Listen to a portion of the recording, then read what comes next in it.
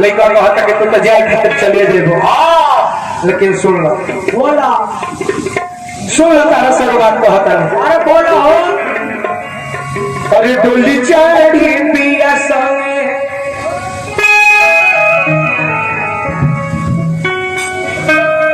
सुनो, अरे डोली चढ़ी पिया संगे जही भूषण सुधार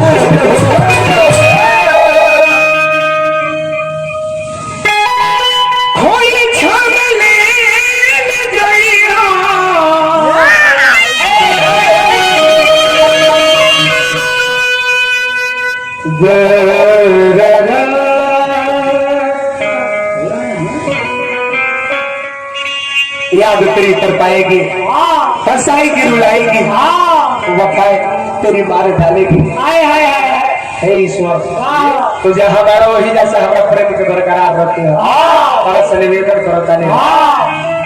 लड़का बहता तो सुनो तेरा स्वराज जी हम गौर करो। अरे की डोली चढ़ी पिया